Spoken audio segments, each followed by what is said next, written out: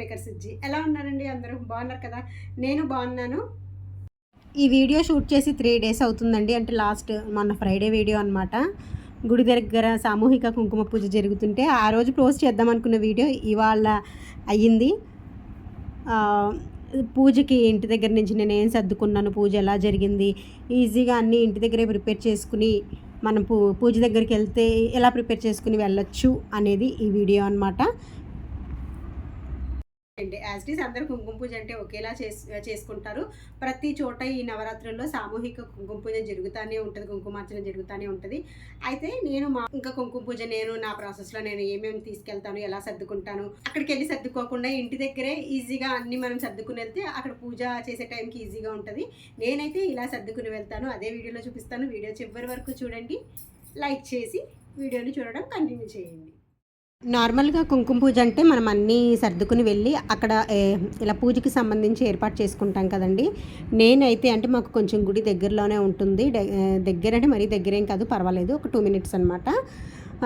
ఏంటంటే ఎలాగో వినాయకుడి పూజకి ముందుగా బియ్యం పైన మనం వినాయకుడిని ముందు పెట్టుకుని వినాయకుడి పూజ చేసుకుంటాం కాబట్టి ఒక పళ్ళెంలో ముందుగా అయితే మనం పంతులు గారికి ఎన్ని బియ్యం అనుకుంటున్నామో లేకపోతే ఎప్పుడు ఎలా చేసుకుంటామో ఎన్ని బియ్యం ఇస్తామో అన్ని బియ్యం ఒక పళ్ళెంలో వేసుకుని తమలపాకును సర్దుకుని దానిపైన అయితే వినాయకుడిని ముందుగా ఇంటి దగ్గరే మళ్ళీ అక్కడ హడావిడిగా పసుపు ముద్ద చేసి వినాయకుడిని చేయటం ఇవన్నీ హడావిడి లేకుండా ఇంటి దగ్గరే మనం వినాయకుడిని ప్రిపేర్ చేసుకుని వెళ్తే మళ్ళీ అక్కడ ఈ వినాయకుడిని చేసుకునే కంగారు ఉండదనమాట. దీన్ని పక్కన పెట్టేస్తున్నాను. నెక్స్ట్ ఏంటంటే పూజకి సంబంధించిన పూజ సామానం ఏమేమి పట్టుకెళ్ళాలి, ఏం తీసుకెళ్ళాలి అనేది నెక్స్ట్. అయితే చెప్పాను కదండి, పళ్ళెంలో బియ్యం వేసుకుని దాంట్లో మనం తమలపాకు వేసుకుని వినాయకుడిని సిద్ధం చేసుకుని పక్కన పెట్టేసాను. అది తర్వాత ఏంటంటే పూజకి సంబంధించి పంచపాత్ర, వాటర్ అక్కడే ఉంటాయి కాబట్టి పంచపాత్ర ఒకటి వేసుకున్నాను, ఉద్దరిని పంచపాత్ర, దాంతోపాటు మనం హారతి ఇవ్వడానికి గంట వాయిస్తాం కదండి, తర్వాత అరటిపళ్ళు, తమలపాకులండి. వినాయకుడి దగ్గర తాంబూలం పెడతాము, అమ్మవారి దగ్గర పెట్టుకుంటాము వినాయకుడి నైవేద్యానికి. వాటికి అరటిపళ్ళు, తమలపాకులు కూడా పూజ సామాన్లు బుట్టలను పక్కకైతే సర్దుకుంటున్నానండి. దాంతోపాటు మనం అరటిపళ్ళతో పాటు ముందుగా వినాయకుడికి బెల్లం ముక్క అంటే ఇష్టం కాబట్టి చిన్న బెల్లం ముక్క అయితే నైవేద్యంగా మనం నార్మల్గానే ఇంట్లో పెట్టుకుంటాం కాబట్టి అలాగే బెల్లం ముక్క కూడా చిన్న బెల్లం ముక్క అయితే తీసుకుని దాన్ని కూడా చిన్న కవర్లో అయితే పెట్టుకుని నైవేద్యానికి పక్కన పెట్టేసుకున్నాను. ఇదిగోండి వినాయకుడికి బెల్లం ముక్క నైవేద్యం.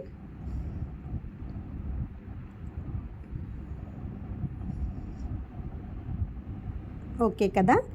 నెక్స్ట్ వచ్చేసి మనం పూజ చేసేది అమ్మవారికి కాబట్టి కుంకుమ పూజ కాబట్టి తప్పనిసరిగా మనం చిన్న బ్లౌజ్ పీస్ అమ్మవారికి పసుపు కుంకుమ గాజులు ఇవన్నీ నార్మలే కాబట్టి పసుపు కుంకుమ అవన్నీ ఎలాగో పట్టుకెళ్తాము. బ్లౌజ్ పీస్ అయితే ఇంట్లో తీసుకెళ్తున్నానండి. గాజులు అక్కడ గుడి దగ్గరే అమ్ముతారు, అక్కడ తీసుకుందాంలే అని చెప్పి బ్లౌజ్ పీస్ ఒకటే పెడుతున్నాను. గాజులు అయితే గుడి దగ్గర తీసుకుంటాను. అమ్మవారికి పసుపు కుంకుమ గాజులు బ్లౌజ్ పీస్ అయితే పెట్టడానికి అయితే పక్కన పెట్టుకున్నాను.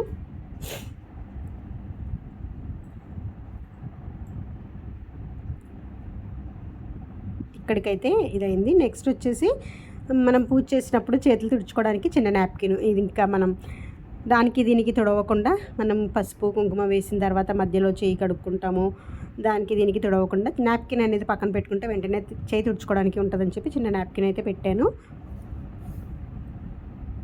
ఇక్కడికి ఇది అయిపోయింది. అయితే మనం పూజ చేసుకుంటాం కదా, పూజకి సంబంధించినవి కూడా తీసుకోవాలి కాబట్టి ఆల్రెడీ నేను పసుపు కుంకుమ ఇవన్నీ ఒక దాంట్లోనే ఇంట్లో నార్మల్గా డైలీ పూజ చేసుకుంటాను, అందులో ఉంటాయి. కుంకుమ కొంచెం ఎక్స్ట్రా అయితే తీసుకున్నాను, ఎందుకంటే మనం చేయబోయేది కుంకుమ పూజ కాబట్టి అమ్మవారికి కుంకుమ ఎక్స్ట్రా తీసుకున్నాను. పసుపు కుంకుమ అక్షతలు, చిల్లర డబ్బులు, అగ్గిపెట్టి, అగరబత్తులు, గంధం ఇవన్నీ ఇంకా మనం వెతకని అవసరం లేకుండా అన్నీ ఒకే చోట ఉంటాయన్నమాట. ఇవన్నీ ఇలా సెట్ అయితే పట్టుకెళ్తున్నాను. ఎక్స్ట్రా కుంకుమ మాత్రం ఎక్స్ట్రా వేసుకున్నాను అనమాట, పాతది కాకుండా.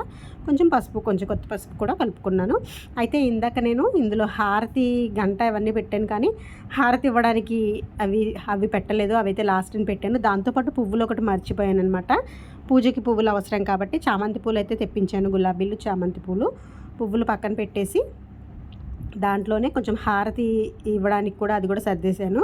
అయితే ఇందాక మనం బియ్యం పోసి పళ్ళల్లో సర్దుకున్నాం కదండి, మనం ఒత్తులు కూడా దీపారాధనకి కొంచెం నూనె, ఒత్తు, దీపం కుందు కూడా ఇంటి దగ్గరే సర్దుకుని వెళ్తే బాగుంటుంది. మళ్ళీ అక్కడ నూనె వేయటం, ఒత్తు ఇవన్నీ కాకుండా ఇక్కడ మనం వెళ్ళిన వెంటనే డైరెక్ట్గా పూజలో కూర్చోవచ్చు అనమాట. అన్నీ రెడీగా ఉంటే. అందుకే చిన్న ప్రమిద తీసుకొని నూనె వేసుకుని ఒత్తు వేసి సర్దుకుని అయితే ఉంచుకున్నాను.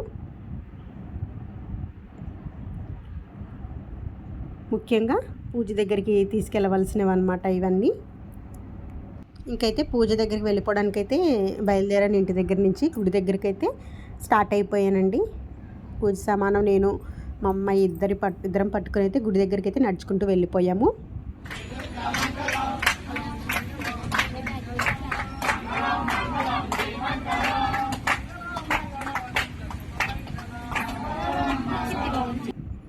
మేము వెళ్ళినప్పటికీ ముందుగా భవానీల పూజ అయితే జరుగుతుందండి. భవానీలు ఉంటారు కాబట్టి వాళ్ళు పూజ చేసుకుంటున్నారు. వాళ్ళ పూజ అయిన తర్వాత ఇలా కుంకుమ పూజ చేయించుకునే వాళ్ళు అయితే రెడీగా ఉన్నారనమాట పూజ చేయడానికి.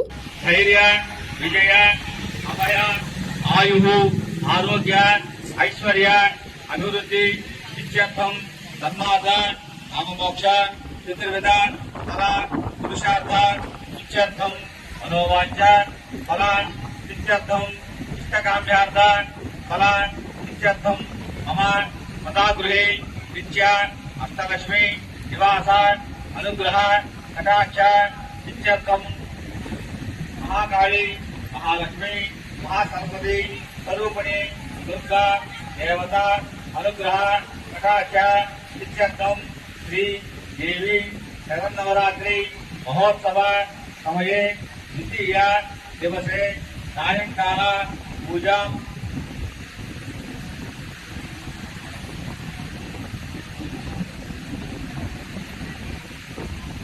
दुर्गा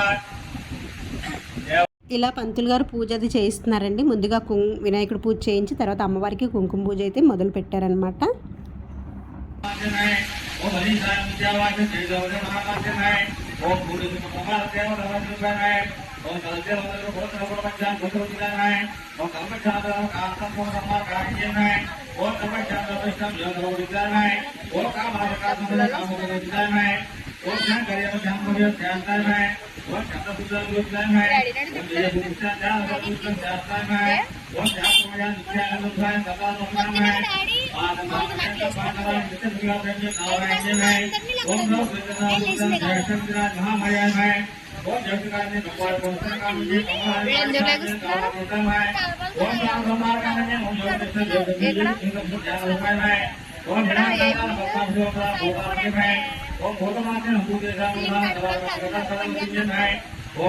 కట్టిపిస్తున్నారు మీ డాడీ వేరే వాళ్ళదే.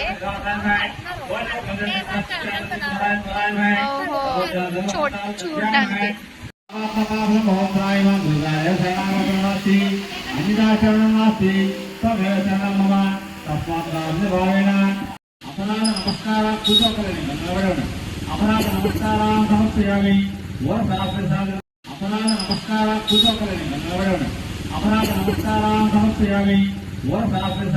ఇలా చక్కగా ఈ సంవత్సరం అయితే అమ్మవారి దగ్గర పూజ అది చేయించుకుని తెచ్చిన ప్రసాదాలు అందరికీ పంచిపెట్టి హ్యాపీగా అయితే ఇంటికి వెళ్ళిపోయాము.